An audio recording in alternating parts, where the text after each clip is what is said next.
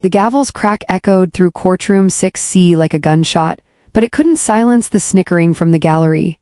Rachel Morgan sat alone at the defendant's table, her fingers twisted together so tightly the knuckles had gone white. The fluorescent lights overhead cast harsh shadows across her face, making the dark circles under her eyes look like bruises. Her dress, a simple navy shift from Target, felt like it was shrinking with every contemptuous glance thrown her way. Across the aisle, her soon-to-be ex-husband, Derek Chen, radiated success. His Brioni suit probably cost more than Rachel had earned in 3 months as a children's librarian. Beside him sat Victoria Ashford, all gleaming highlights and Cartier diamonds, whispering something that made Derek smirk. They looked like they'd stepped out of a luxury magazine spread. Rachel looked like she'd stepped out of a thrift store clearance rack.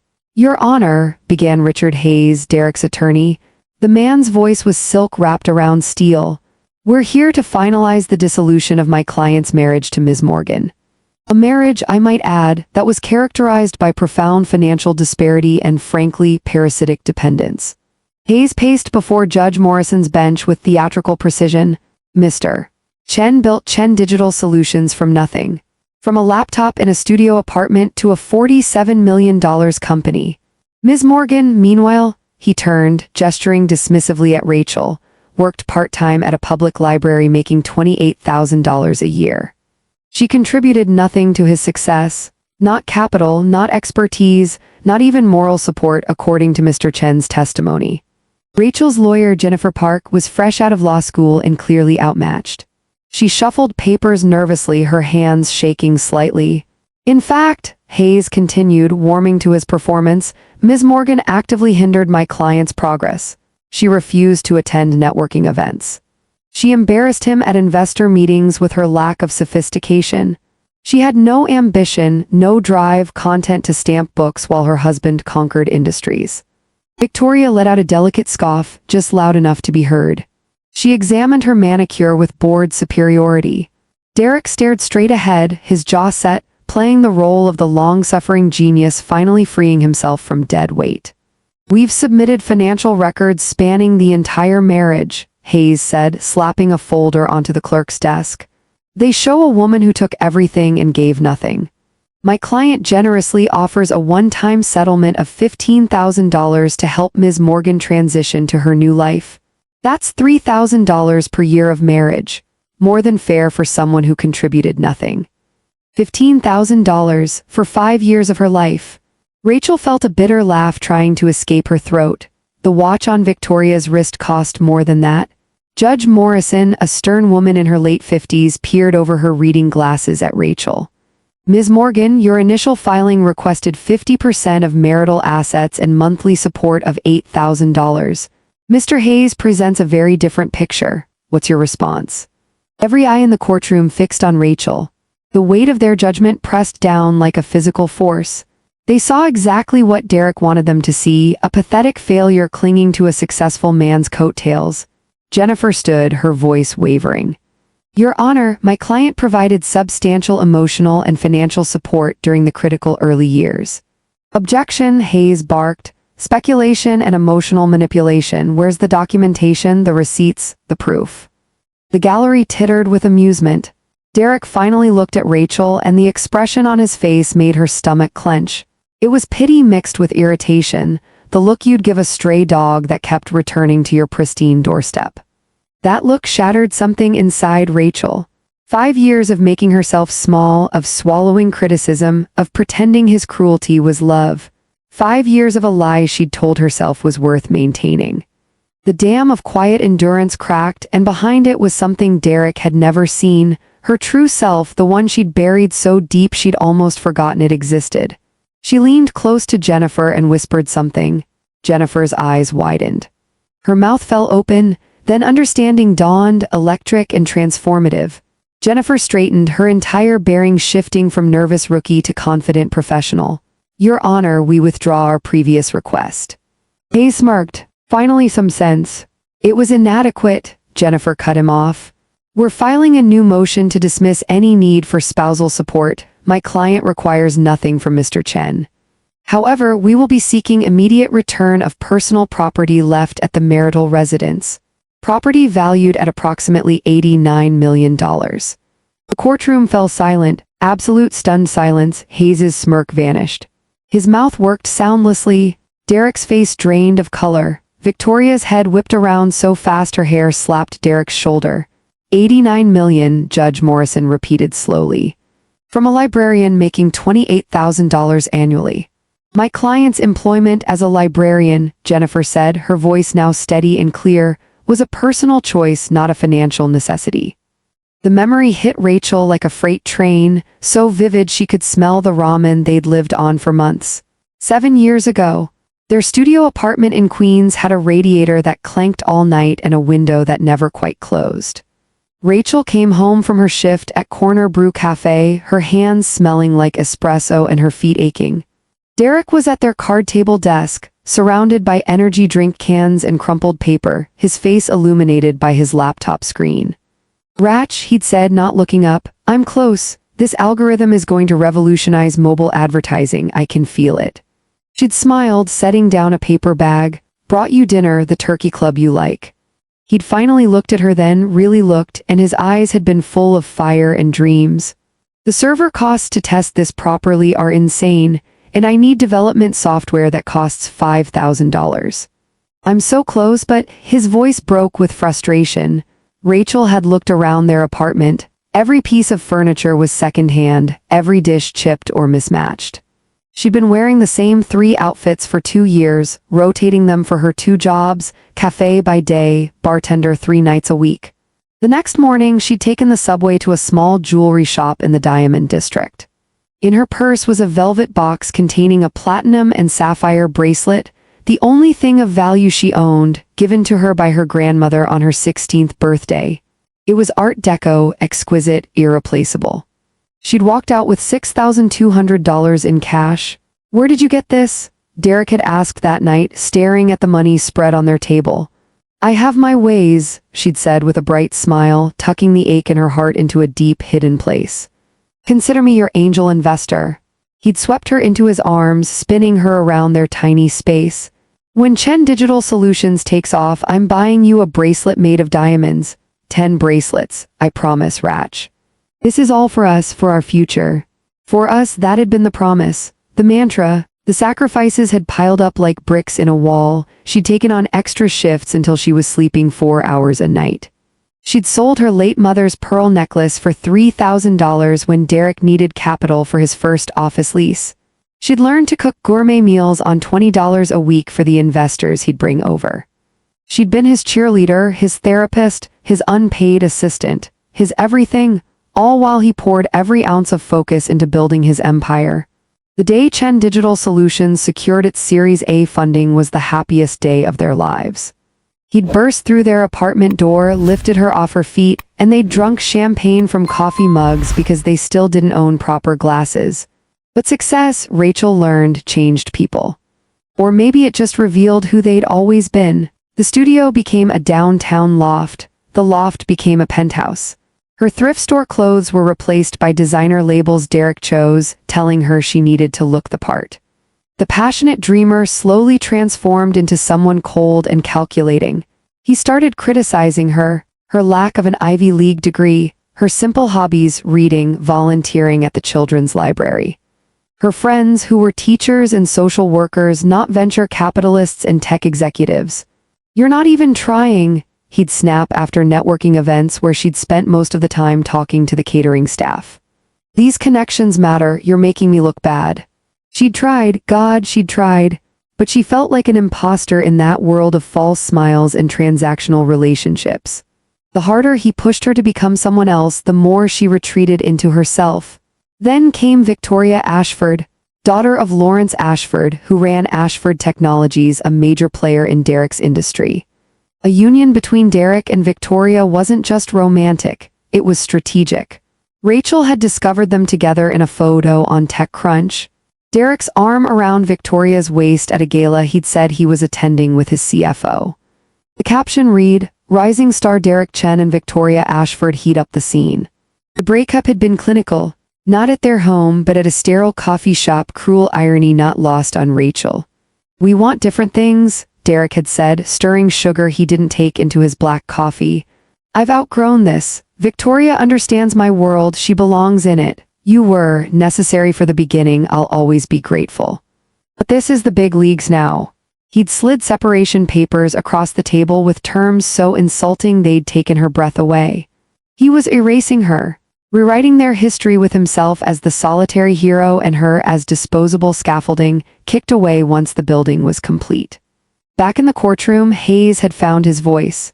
"Your Honor, this is absurd. What property could she possibly claim is worth $89 million? Her library books."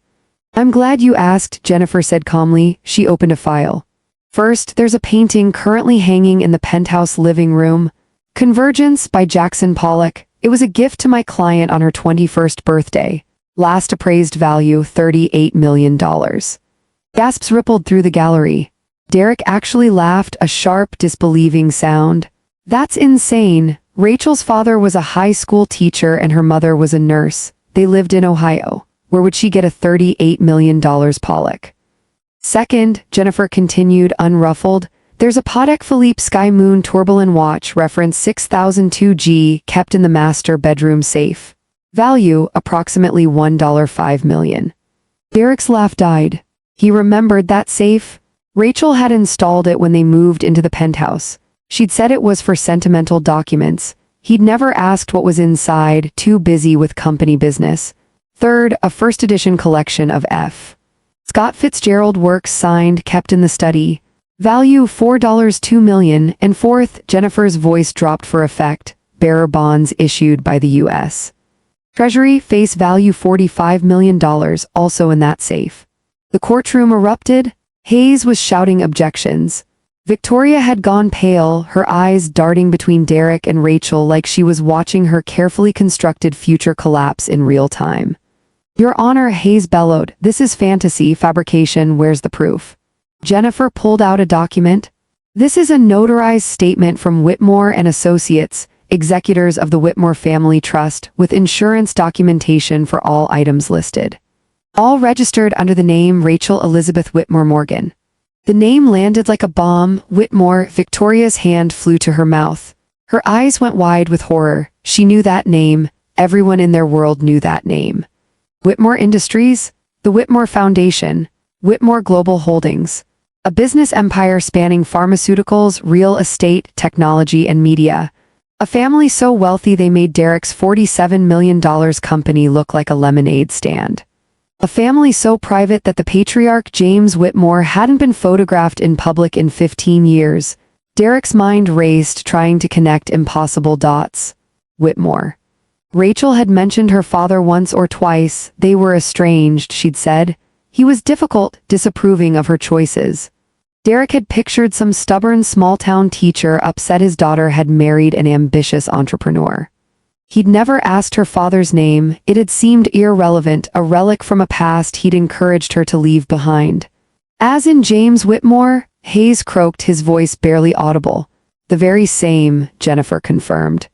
"Rachel is his only daughter and sole heir. She chose to live under her mother's maiden name, Morgan, to experience normal life, to find a partner who would love her for herself, not her family's wealth." Jennifer's eyes fixed on Derek, cold as ice. A regrettable experiment. The truth crashed over Derek like a tsunami. Every assumption, every narrative he'd built was a lie. Rachel the simple girl, Rachel the small-town librarian. Rachel the burden he'd dragged to success. It had all been her choice. She hadn't needed his success. She'd had $45 million in bearer bonds sitting in a safe. She'd had a $38 million painting on their wall. She'd worked as a barista and bartender, destroying her body with exhaustion, not because she had to, but because she'd believed in him. She'd loved him. She'd wanted to see if he could love her without knowing who she really was. He'd failed spectacularly. He looked at her now, truly looked, and saw not the deadweight he'd described to his lawyer, but a woman who'd gambled everything on him and lost. The sorrow in her eyes wasn't defeat. It was disappointment. Victoria was already standing, smoothing her dress with trembling hands. She picked up her Hermes bag. Without a word to Derek, without even a glance, she walked toward the courtroom exit. Her heels clicked against the floor, each step a nail in the coffin of Derek's future. The door closed behind her with a soft, final click. Derek didn't watch her go. He couldn't tear his eyes from Rachel. "Your Honor," Hayes said weakly, "we'd like to request a continuance to verify." "Verification won't be necessary," said a new voice from the back of the courtroom. Every head turned. The doors had opened silently, and a man stood in the entrance. He was in his late 60s, tall and lean, with silver hair and sharp blue eyes that seemed to cut through pretense like a scalpel. He wore a perfectly tailored charcoal suit, not flashy but radiating the kind of wealth that didn't need to announce itself. Behind him stood two men in dark suits, clearly security. Jennifer's face lit up. "Your Honor, this is Mr. Thomas Whitmore, my client's uncle and CEO of Whitmore Global Holdings." If the surname alone had been a bomb, Thomas Whitmore's physical presence was a nuclear detonation. He was a legend in business circles, the public face of an intensely private dynasty, known for turning struggling companies into empires and for a negotiating style that left opponents grateful they'd only lost half of everything. Thomas walked down the aisle with measured steps. When he passed Derek's table, he didn't even glance in that direction. Derek might as well have been furniture. "I apologize for the interruption, Your Honor," Thomas said, his voice cultured and calm. "But as my niece's circumstances have been grossly misrepresented, I felt compelled to provide clarification." Judge Morrison nodded, clearly fascinated. "Please approach." Thomas didn't sit. He stood before the bench like a man addressing peers. "Rachel is James Whitmore's daughter, born to his first wife, Catherine Morgan. After Catherine's death, Rachel chose to honor her mother by using her maiden name. She attended Columbia University." Derek flinched. Rachel had told him she'd gone to community college, graduating summa cum laude with degrees in English literature and art history. She could have joined Whitmore Industries. Instead, she chose to work in children's literacy because she believed in the power of education to change lives. He paused, letting that sink in. "The assets Ms. Park listed are all documented personal gifts from family members predating the marriage by years. I have the paperwork here." He handed a folder to the clerk. Then Thomas turned, his gaze landing on Derek for the first time. It was like being examined by a predator deciding if you were worth the energy to consume. "Mr. Chen," Thomas said quietly, "you claim my niece contributed nothing to your success. I've reviewed the timeline. Your company's first major contract came through Whitmore Industries subsidiary, TechBridge Solutions. Did you ever wonder why a company with no track record and one employee secured a $2 million deal?" Derek's face went from pale to gray. TechBridge, his first big break. The contract that had put Chen Digital Solutions on the map. "Rachel called me," Thomas continued, his voice a scalpel. "She asked me to give you a chance. She believed in you when no one else would. That contract was her gift, though she made me promise never to tell you. She didn't want you to feel indebted. She wanted you to believe you'd earned it." The courtroom was silent except for someone's sharp intake of breath. "For 5 years," Thomas said, "I've watched my niece sacrifice her comfort, her connections, her very identity to support a man who saw her as an embarrassment. You measured her worth by her salary. You mocked her for working in a library. You discarded her the moment someone more appropriate came along." He leaned forward slightly. "Mr. Chen, you didn't have a burden for a wife, you had a patron of extraordinary generosity. You weren't handed a ball and chain, you were handed a kingdom, and you threw it away for costume jewelry." The metaphor, delivered in Thomas Whitmore's devastatingly calm voice, eviscerated Derek. He wanted to disappear, to cease existing. Every decision, every criticism, every moment of superiority, all of it replayed in his mind, now seen through the lens of truth. He hadn't rescued Rachel from obscurity. She'd been slumming and he'd been too arrogant to notice. Hayes had given up. He sat slumped in his chair, knowing his reputation had just been demolished along with his clients. Judge Morrison looked at the papers, then at Rachel. "Morgan, or should I say Ms. Whitmore, I think we're done here. Your personal property will be returned to you immediately. As for spousal support, it's clear you don't need it, Mr. Chen. You should consider yourself fortunate she's only asking for what's hers." She banged her gavel. "We're adjourned." As people began to stand, Derek lurched to his feet. "Rachel Ratch, wait please." Rachel stood slowly. Thomas moved to her side, a silent guardian. Derek tried to approach, but the security detail stepped between them, a wall of immovable force. Please, Derek's voice cracked. I didn't know, I swear I had no idea. I made a mistake, a terrible mistake. We can fix this, I'll do anything. Rachel looked at him, not with anger, not with satisfaction, with sadness. You're right, Derek, she said quietly. You made a mistake. But it wasn't not knowing about my family. Your mistake was believing a person's worth is measured by their bank account. You mocked me for being a librarian. You were ashamed of me because I wasn't a CEO or a socialite.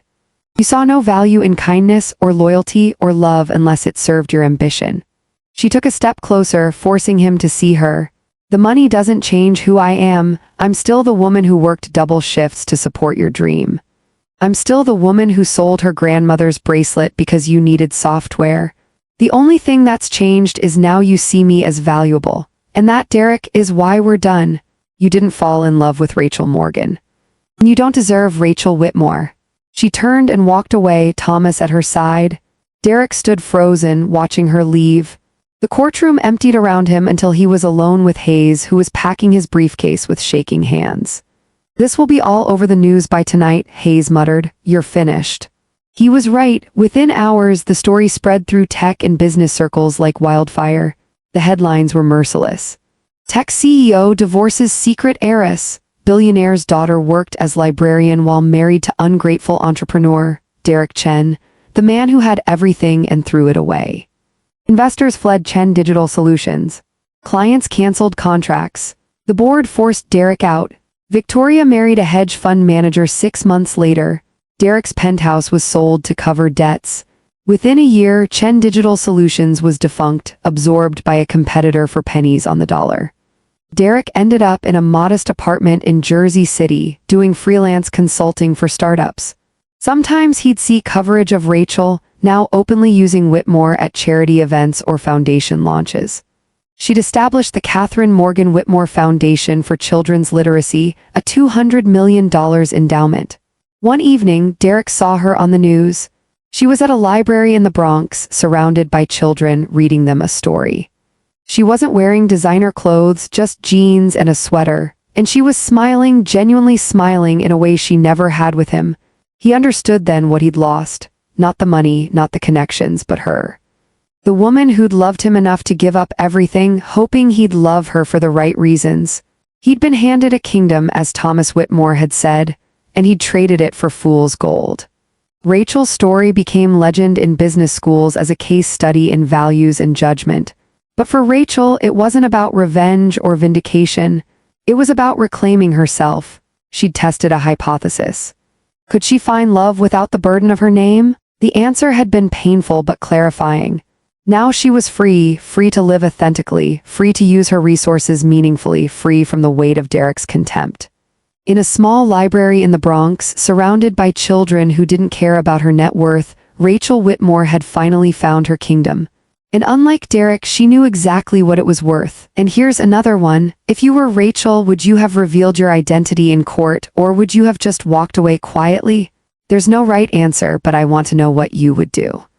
If Rachel's story moved you, if you felt that moment when she finally stood up for herself, or if you cheered when Thomas Whitmore walked through those doors, hit that like button. It tells me you want more stories like this, stories about people who were underestimated and came back stronger. Subscribe and turn on notifications because we share stories of justice, redemption, and people who refuse to stay silent. Stories where the truth finally comes out and the underdog gets their moment. And if you know someone who needs to hear Rachel's message, that your worth isn't defined by someone else's opinion, that sacrifice deserves recognition, that walking away from toxicity is strength, not weakness, share this video with them. You might be giving them exactly the encouragement they need today. One last thing, Rachel didn't win because she was rich. She won because she knew her value, even when everyone told her she was worthless. Money was just the tool that forced others to see what she'd always known about herself. Remember that. You don't need a billion-dollar trust fund to know your worth. You just need the courage to stop accepting less than you deserve. What's your take? Comment below. Like if this resonated. Subscribe for more. I'll see you in the next story.